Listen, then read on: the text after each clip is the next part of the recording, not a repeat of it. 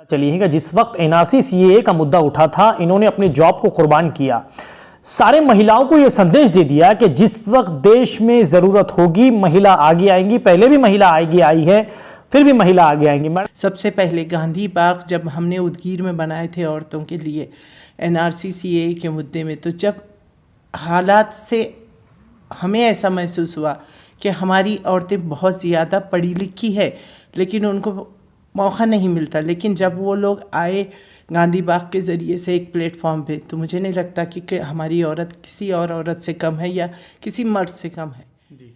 तो ये बात ये विद्रोही साहित्य सम्मेलन में पहली बार भारत देश में एक मुस्लिम माइनॉरिटी महिला को दिया गया है ये पद, स्वागत अध्यक्ष का पद। अच्छा, आप लोग देख रहे हैं औरंगाबाद अपडेट्स। मैं हूं अल्ताफ हुसैन। जिस वक्त हिंदुस्तान के अंदर सीएए एनआरसी का जो मुद्दा छेड़ दिया गया था, हमने एक चीज़ बड़ी देखी थी कि लोगों के अंदर एक अलग सा डर का माहौल बन गया था। उसी के चलते ऐसे लोग सामने आए जिन्होंने अपनी नौकरियों को दांव पे लगाया, जिन्होंने ये सोचा कि क्या वाकई में पिछड़े समाज को एक सताने की कोशिश की जा रही है या फिर उनके साथ कोई नाइंसाफ़ी हो रही है। और जब जब नाइंसाफ़ी होती है तो कोई ना कोई अपने आप को आगे करता है, लेकिन जब औरत ज़ात जब सामने आती है तो देखने वाला एक समा बन जाता है। और ऐसे लोगों से जब औरंगाबाद अपडेट्स की टीम जब मिलती है तो पता चलता है कि हिंदुस्तान के अंदर ऐसे भी एक लेडीज़ मौजूद हैं जिनको देखकर कुछ सीखा जा सकता है। पूरे औरतों के लिए एक बहुत बड़ा संदेश देने वाली लेडीज़ आज हमारे साथ मौजूद हैं। डॉक्टर अंजू जो है उदगीर से हमारे साथ आज मौजूद हैं, इनसे हम बात करते हैं।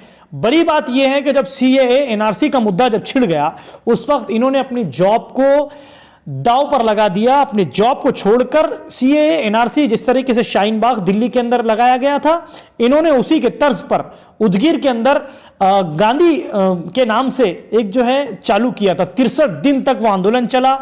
अब उसके बाद में ये जिस फैमिली से आती है, इनके जो डैडी हैं, इनके जो वालिद हैं, ये भी एक पॉलिटिशियंस रह चुके हैं। अब ये कोई पार्टी से है या नहीं है, या क्या ये संदेश देती है सारी महिलाओं के लिए, औरंगाबाद के लिए इनका क्या संदेश रहेगा, इनसे हम बात करेंगे। मैडम वेलकम है आपका औरंगाबाद अपडेट्स के अंदर। मेरा सवाल सीधा आपसे ये रहेगा कि जिस तरीके से सीएए एनआरसी का मुद्दा जब आया था, उस वक्त आपने आपकी जॉब को जो है दांव पे लगा दिया। बात ऐसी होती है कि कुछ लोग ये चाहते हैं कि आने वाले वक्तों में वो सियासत के अंदर उतरे, तो क्या आप भी आने वाले वक्तों में सियासत में उतरेंगे या फिर सीएए एनआरसी के मुद्दे को लेकर आपने ये सब किया था? नहीं, सियासत करना कुछ बुरी बात नहीं है, सियासत करनी चाहिए और हमारी समाज के फ़ायदे के लिए या हमारे समाज के जो प्रॉब्लम्स हैं उसको सॉल्व करने के लिए सियासत में लोगों का आना ज़रूरी है। अच्छा मैडम, जैसे कि बताया गया है कि उदगीर के अंदर आपके डैडी जो है बहुत बड़े नेता भी रह चुके हैं उदगीर के, तो आने वाले वक्तों में क्या आप कोई पार्टी ज्वाइन करेंगे या फिर आप जैसे अभी समाज सेवा करते हैं, सोशल वर्क करते हैं, उसी तरह कंटिन्यू आप रहेगी? नहीं, सोशल सर्विस जो हम करते हैं, पार्टी ज्वाइन करने के बाद भी समाज सेवा कर सकते, नहीं कर सकते ऐसा नहीं है। अच्छे लोगों की ज़रूरत पार्टी में रह के भी काम कर सकते हैं। अच्छे लोगों का पॉलिटिक्स में आना बहुत ज़्यादा ज़रूरी है। अच्छा मैडम, जैसे कि हमने देखा है कि अभी कर्नाटका के अंदर जो एक हादसा हुआ बहुत बड़ा, एक लड़की जो मुस्कान खान थी उसने एक बहुत बड़ा संदेश दिया, आप उसके बारे में क्या सोचती हैं, क्या एक विचार रखती हैं आप उसके बारे में? नहीं, हर एक को अपनी ज़िंदगी जीने का हक़ है और हमारा जो संविधान सिखाता है वो संविधान पे इसको अपनी आज़ादी का हक़ है। वो हिसाब से अगर मुस्कान हिजाब में रहना चाहती है तो बिल्कुल रहना चाहिए।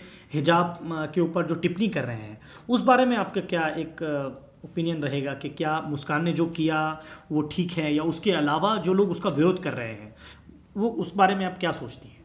विरोध कर रहे हैं किसका? यही विरोध कर रहे हैं कि मुस्कान को लेकर बहुत सारे लोग जो है पॉलिटिक्स कर रहे हैं, मुस्कान ने जो किया, या कुछ लोग जो जैसा मानते हैं लोग, उस बारे में आप क्या कहना चाहेंगे? नहीं, मैं सिर्फ यही बोलना चाह रही हूँ कि इसके ऊपर गलत राजनीति या राजनीति नहीं होना चाहिए। ये जो भी है मामला, ये संविधान का मामला है और हमको संविधान पे चलना चाहिए। संविधान हमको बोलने, रहने, खाने पीने की आज़ादी देता है, जो कि हर मर्द और औरत को हिंदुस्तान में होनी चाहिए।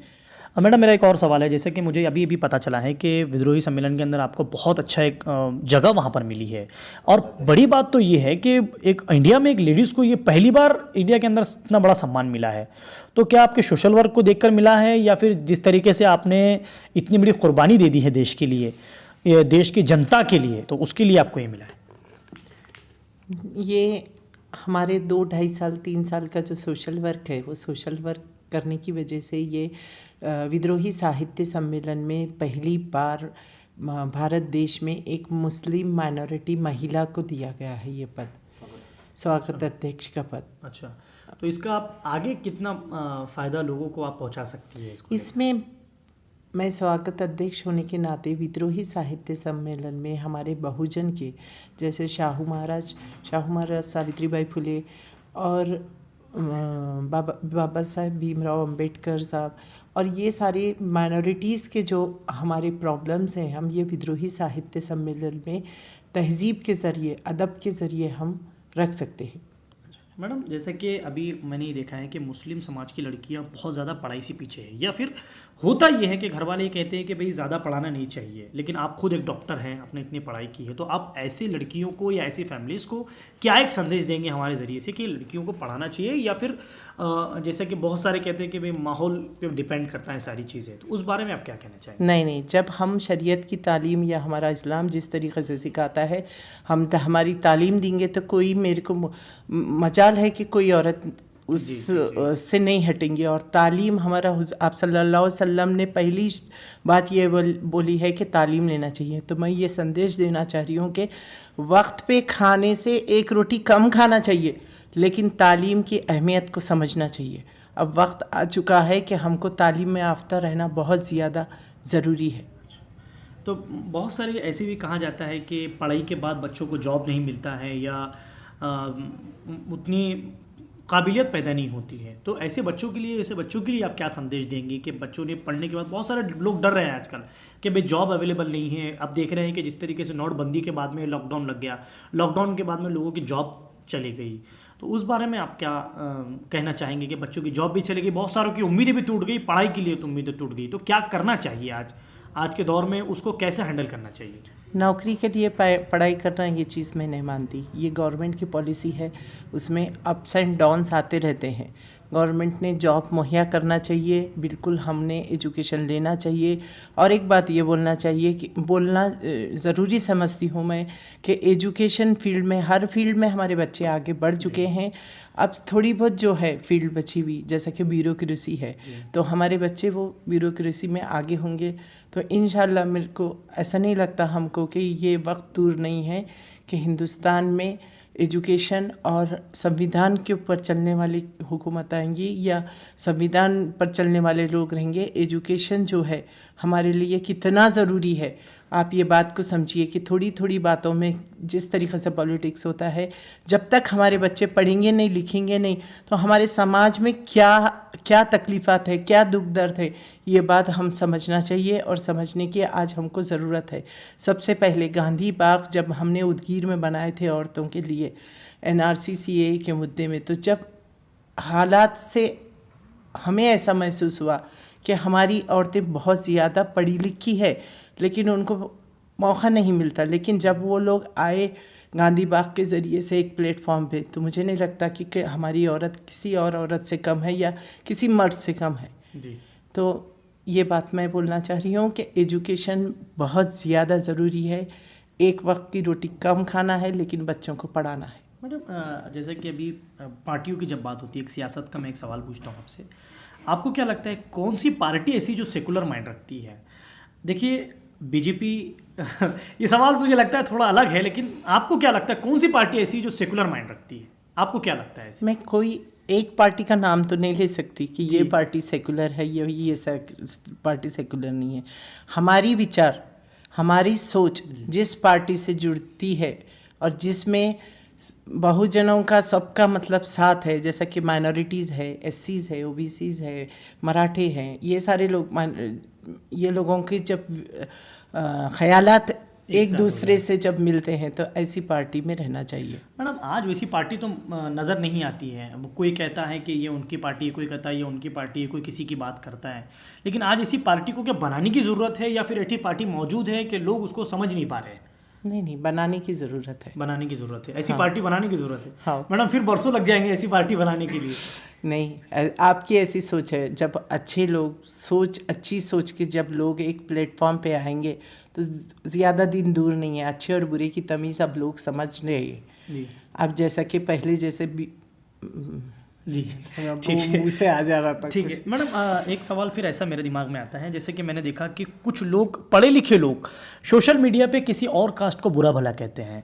आप एक पढ़ी लिखी है, आप एक डॉक्टर हैं, इसलिए मैं कह रहा हूँ कि किसी भी कास्ट को बुरा बोलने से डरते हिचकिचाते नहीं, और जब पता चलता है किसने वो कमेंट किया, उसके आगे कहीं पर बहुत अच्छा नाम होता है, लक़ब होता है, डॉक्टर होता है, कुछ XYZ होता है, ऐसे लोगों के लिए आपके पास क्या संदेश है कि भाई किसी कास्ट को बुरा भला कहना, किसी कास्ट के बारे में गलत टिप्पणी करना, ऐसे लोगों को क्या संदेश देंगे आप? गलत बात है, कोई किसी की ज़ात पे गलत टिप्पणी नहीं करना चाहिए।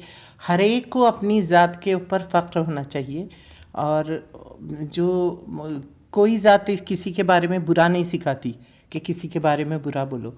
ये जो लोग बुरा बोलते हैं ये गलत बात है, नहीं करना चाहिए ये सारी बात। मैडम, जैसे कि पहले मैंने आपका इंट्रोड्यूस कराते वक्त एक बात पहले ही सुनी थी कि आपने जॉब छोड़ दिया था CAA NRC के लिए, तो जॉब छोड़ने की ऐसी क्या नौबत आ गई? आपको लगता है कि आपने जॉब छोड़कर इतना बड़ा निर्णय लिया कि गांधी बाग वहाँ पर तैयार कर दिया? नहीं, मुझे ऐसा लगा कि वो टाइम की जो ज़रूरत थी NRC CAA के लिए, हालात ऐसे थे कि क़ानून जब पास हो गया तो एक ऐसी औरत लीड करने की जो ज़रूरत थी जिसमें एजुकेशन भी होना चाहिए और सारी चीज़ें। मुझे ऐसा लगा कि सारे हमारे माइनॉरिटीज़ के समाज के वास्ते ये चीज़ ज़रूरी है। जॉब तो सेकेंडरी चीज़ है, जॉब खुद के लिए कमाया जाता है, तो मैं ऐसा सोची कि समाज के लिए कुछ करना चाहिए, इसलिए मैंने सोचा उसमें कोई बड़ी बात नहीं है। बड़ी बात नहीं है, आपको लगता है कि ज़रूरी था उस वक्त करना? हाँ। जो अब मैडम जैसे सोशल वर्क आप करते हैं तो सबसे ज़्यादा आपका ध्यान किस तरफ होता है? बहुत सारे लोग सोचते हैं कि भाई लोगों के खाने पीने के लिए सोचा जाए, बहुत सारे लोग सोचते हैं कि हमारे औरंगाबाद में भी बहुत सारी ऐसी चीज़ें हैं, तो आपका सबसे ज़्यादा कहाँ आप सोचती हैं? एजुकेशन हो या पढ़ाई हो या उसके अलावा खाने पीने हो? बहुत सारी संस्था ऐसी होती है कि कपड़ों की तरफ ध्यान देती है कि भाई लोगों को कपड़े मिले, बहुत सारे लोग फ्री में कुछ करवाते हैं, तो आपका सबसे ज़्यादा कहाँ पर एजुकेशन की तरफ ध्यान देती है? तो आप एजुकेशन के लिए क्या करते हैं आप? अभी तो एजुकेशन के लिए मैं लिबरल एजुकेशन सोसाइटी की सेक्रेटरी हूँ। 1st to 12th हमारा कॉलेज है। अब मेरी उम्मीद ऐसी है, ख्वाहिश ऐसी है कि कॉम्पिटिटिव एग्ज़ाम्स के लिए हमारे बच्चों के लिए कुछ कॉम्पिटिटिव सेंटर्स खुलना चाहिए। जो उदगीर ऐसी प्लेस है जहाँ पे कर्नाटक और आंध्रा की बॉर्डर नज़दीक पड़ती है, जिसमें हर कोई बच्चा फ्री ऑफ एजुकेशन अगर लेगा, कॉम्पिटिटिव एग्ज़ाम हमारे पास से देंगे तो शायद बहुत अच्छी बात रहेगी। और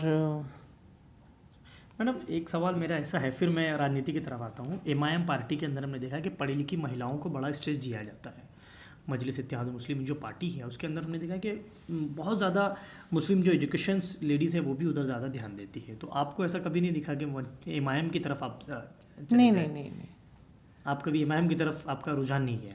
मैं कोई भी पार्टी की तरफ मेरा फिल वक्त रुझान नहीं है। आने वाले वक्तों में किसी पार्टी को ज्वाइन करेगी? आने वाले वक्तों में बिल्कुल करूँगी, क्योंकि आपका कैसा, जिस तरीके से उदगीर के अंदर आपका नाम है, बड़ा नाम है, और जॉब छोड़कर जब ऐसा करना तो लोगों में एक बड़ी उम्मीदें जागती हैं, नाम आपका अच्छा खासा है, तो आप कौन सी पार्टी में ज्वाइन? सब पार्टी तो चाहेगी कि आप उनकी पार्टी में आ जाए, कुछ तो उम्मीदें लोगों की लगी है कि आप उनकी पार्टी में आ जाए, तो कौन सी पार्टी आपको लगता है आने वाले वक्तों में आप ज्वाइन करेगी? नहीं, ऐसे मैं पार्टी का नाम नहीं बोल सकती, क्योंकि सेकुलर पार्टी में मैं ज्वाइन करना चाहती हूँ, और जो मेरे ख़यालात जैसे हैं, जिस तरीक़े से ख़यालात है, हर एक के लिए हमको सोचना चाहिए, हर बहुजनवादी के लिए सोचना चाहिए। जब इस तरीके की पार्टी मुझे कोई ऑफ़र देंगी तो मैं बिल्कुल जाऊँगी। एक आखिरी सवाल मेरा ये है कि आप महिलाओं के लिए क्या संदेश देना चाहेंगी?